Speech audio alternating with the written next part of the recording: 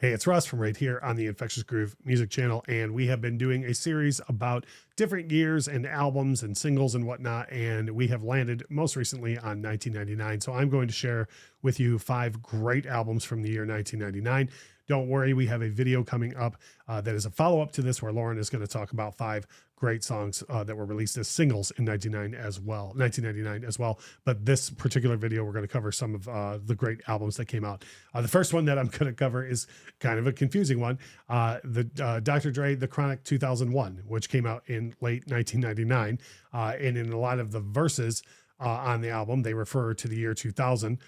So there's a lot of confusion going on, and then 2001 being in the title, but it was released in November of 1999. And wow, what an album. Dre's rhymes are incredible on it. The beats are incredible on it. We got to hear people for the first time, like Exhibit. Snoop Dogg was back in the fold.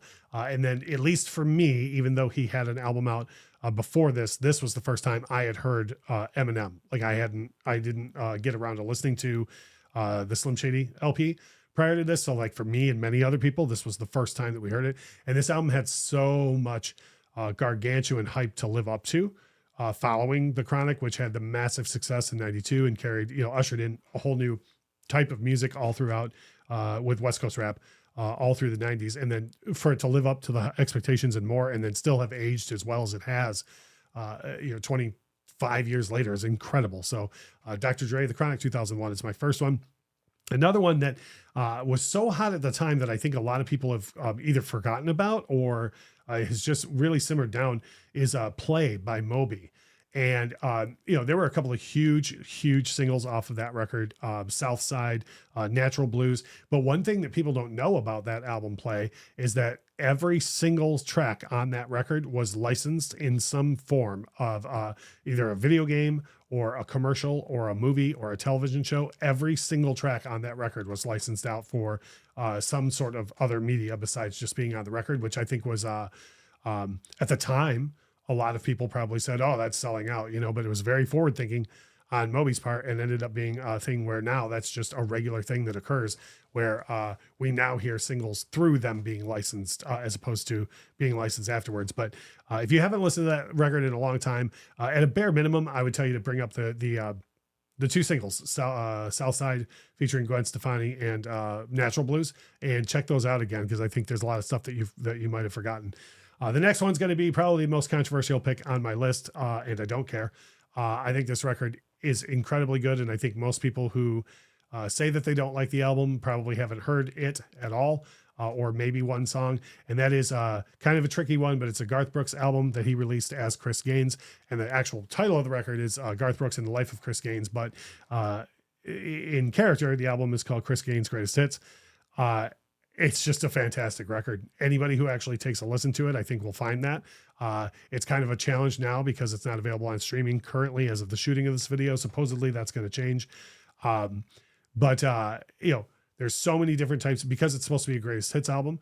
There's so many different types of music on it. It's all pop centric, but there's more rock songs. There's more straight up pop songs. There's some R&B on it. There's songs that kind of have a country flair.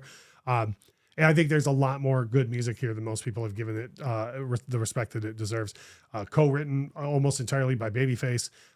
Fantastic record. And I really think you should at least try and maybe search around YouTube and see if some of the tracks are from it available from it.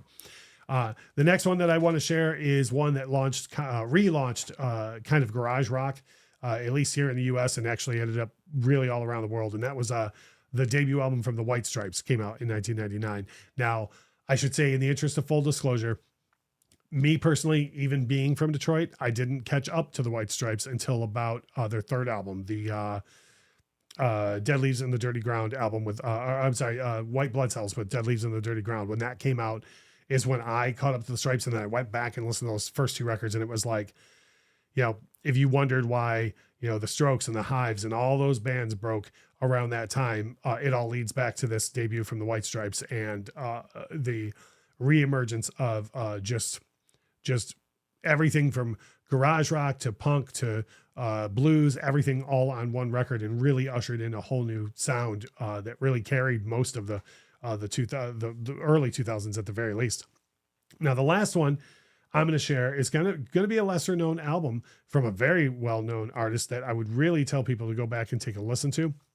Prince had an album in 1999 called Raven to the Joy Fantastic that kind of has a weird story to it. Prince was a free agent at the time. He had gone back to using the name Prince instead of the artist formerly known as. Since he was out of his contract, he was doing, again, some innovative things that no one else had done in the music industry. He was going around basically and shopping his records around and saying, hey, whoever wants to put this album out, you can put this one album out, but I'm not doing a full contract. Well, Arista Records spent so much money getting Prince signed for that one record that they had literally no money left over to promote it, which is a shame because it's such a fantastic album. I put it up there with anything Prince did in the 90s and some of his 80s output as well. The title track, there's a song on there with a rock song with Sheryl Crow called Baby Knows. That's fantastic. Gwen Stefani pops up again on a track called So Far So Pleased. There's a beautiful ballad with Ani DeFranco on it. Chuck D is on this record. And it's all fantastic Prince songs that should all be classics to me. So if you're watching this video and you're a Prince fan and you never listened to Raven to the Joy Fantastic, it's a lot easier to do these days because all of this stuff is on Spotify now. So you can just go look at any streaming service and you'll be able to come up with it. So as I said at the top of the video, we are going to have a follow-up video coming with Lauren talking about the singles from 1999. So for this one, if you would please drop a comment, let me know what you think of my picks for 5 great albums from 1999. We know that there's a ton more great albums from that year, which is why we only do the 5 to leave room for you to come in and drop comments and let me know what some of your favorite albums were and what you think of my picks. If you would please drop a like on the video on your way out. And as we always say, thank you so much for watching.